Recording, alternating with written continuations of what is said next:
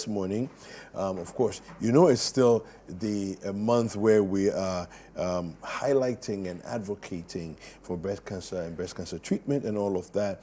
And we've been joining the show this morning on a nutrition segment by the senior nutritionist, and she's the head of nutrition at the Tema General Hospital, Joyce Asari-Kisi. She's going to help us to get into the conversation on foods to consider after breast cancer treatment. Joyce, good morning. Good morning. How are you? I'm fine. Wonderful. Welcome to Breakfast Daily. Thank you. All right, so it's a pretty, trying experience to go through breast cancer treatment and everything else. Now you're done with treatment. What foods and why are we choosing these particular foods? Okay. Yeah. Nutrition plays a very key role in the treatment of cancer. Okay. That's before, during, and after. Research has shown that 9% of breast cancer patients are underweight and 58% of them are obese. Let me be quick to say that when we talk of malnutrition, we find ourselves in a country where people think it's only underweight, but obesity is a form of malnutrition. Oh, really? And nutrition is very important because it helps to boost the immunity and it helps to fight infections. During the therapy, some of the healthy cells may even be damaged. So it requires the immunity to fight all those infections. Okay. And after treatment, you need to maintain your energy levels, and also eating very well will help you maintain your muscle mass, and this will help you to improve on your sleep and also improve on anxiety and depression associated with this condition. Okay. You made mention of obesity being a form of malnutrition. So malnutrition basically is bad nutrition. Yes. That's what you're saying, right? Okay. So if you were going to select foods that are, let's say, common in our jurisdiction, you're going to pick foods and say, maybe like breakfast, eat this, lunch, eat this, supper, eat this. What would be some of the foods that you would recommend? Okay. I will recommend foods that are high in antioxidants, and they are mainly the plant-based sources of food. Okay. Because they contain phytochemicals, they contain lycopenes that helps you fight infection. So I will recommend plant-based foods for cancer patients. And we have our nuts, our seeds, our whole grains, then our beans. We have to limit their dietary fat intake to 10 to 20%. Okay. Why? And also, why? Because they don't need so much fat. At that stage, they require much protein to help in a surgical wound healing and also to reduce in their loss of muscle mass and all that. Okay. So I would recommend our plantain, our peas, our nuts, our spinach, consomme, our kidney beans, and all the plant-based food sources we have in our country. Because they contain a lot of antioxidants that will help the immunity to fight the infection. Okay. Okay. Now, I know that, back in school, with, talking about your antioxidants and so on, you're talking about a lot of berries and all that.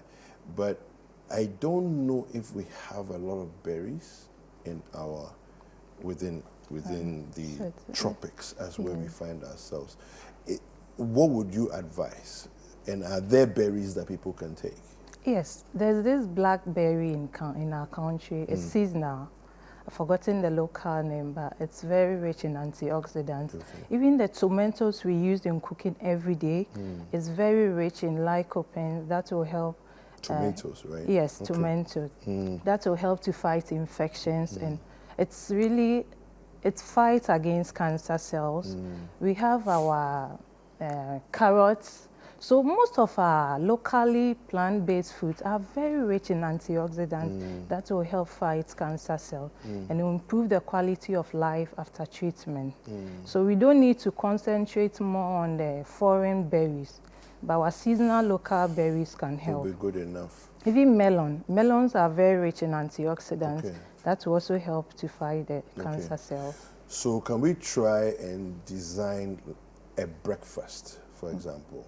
So let's try and put together a breakfast meal. So for breakfast, we can have whole wheat bread with granule paste. Okay, so with that, you need to see a nutritionist or a dietitian to help you with the food planning. For your minimum intake of grain in a day, whole grains, we recommend 6 servings. So for your fat, as I earlier on said, you limit your intake to 10 to 20%. That will have to be calculated by a nutritionist or a dietitian. You also need to increase your vegetable intake. Your minimum intake in a day should be between 3 to 5 servings. And we have your fruits between 2 to 3 servings a day. So you have your whole wheat bread with your granule paste. And cocoa, it's very rich in antioxidants too. So you can have your... As in like the chocolate drink? The chocolate drink, yes. So you can have your chocolate drink with your whole wheat bread, a slice or two with your chocolate spread. Then you can have a medium-sized apple or orange after eating. Then I think you have your protein in there from the peanuts. You have your grains from the... Then your nuts and seeds, from the granite. So your meal is balanced, and it will be very healthy for your body to boost your immunity. So it's not that difficult. Yes. It's not that difficult to eat healthy. Not at all. Yeah. Now, so let's do lunch. Let's go to lunch. And what would you... Lunch, we can have our red, as we call it, the beans, with little oil, as I said. Again, we can put in some potatoes, or even you have your plantain, and we should cut down, we are cutting down on fats here, so we can air fry our plantain, or even boil it. So after taking that, even when taking that, garlic, onions are very rich in antioxidants, so you can have some slice of vegetable in there, and after consuming that, if you have some berries, you can take that, and your meal is balanced. I see. Now, is supper obligatory? And if we were to do supper after having done lunch, what will we have for supper, for example? Yes, supper is obligatory. For every ideal or normal person, you have to have your 3 square meals in a day. And so for cancer patients, they need more energy at this stage, as I said, for the wound healing and to maintain their energy levels. So for supper, we don't need so much. As I said, the servants will guide us as to how much we need to eat in a day. So for supper, it shouldn't be very late. It should be at least 2 hours before you go to bed. So you can have something like a whole brown rice, brown rice with some veggies, mixed vegetables. Vegetables are also rich in antioxidants. Then you can have your sauce made from tomatoes and some carrot mix. Then you can have a half palm size fish, which is very rich in omega-3 fatty acids, and it also helps to boost the immunity to even prevent the disease from further spreading in the system. Now, vegetables. So some people like it cooked.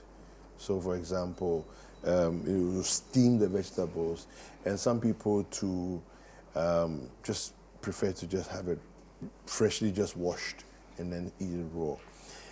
What's your recommendation? Vegetables shouldn't be on fire for too long. So if you are the type that can consume raw vegetables, you can just steam it just for some few seconds and take it off the fire. But if you are the type that can consume the raw ones, you just have to wash it well. You can wash it 3 times, maybe first with vinegar, then with salt water, then with clean water. It shouldn't stay in the water for long, because when vegetables stay long in water, some of the nutrients can leach into the water. I see. All right. So wrapping it up, somebody who has just had treatment for breast cancer is on a regime to eat well, So like the breakfast you said, like lunch you said, the supper you said, and so on. Now, how often would they need to check in with their nutritionist to see if they're still on track? Or the way you've designed their meals, you can just continue like that without any adjustments? When they are in the hospital, we do daily monitoring and go to the wards to check on them and see how well they are doing. Then when they go home, to start with, we do weekly. Then when they are doing well, we move to 2 weeks, then monthly. So that's the schedule for their monitoring. Okay, that's typical. Okay. Yeah. All right. Finally, Peir, how does Peir rank in terms of helping with nutrition?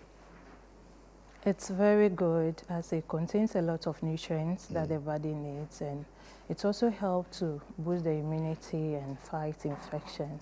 So for cancer patients, it's very good for them to include Peir in their daily meals, as it will go a long way to boost their immunity. Okay. Final words on helping people who are recovering from breast cancer.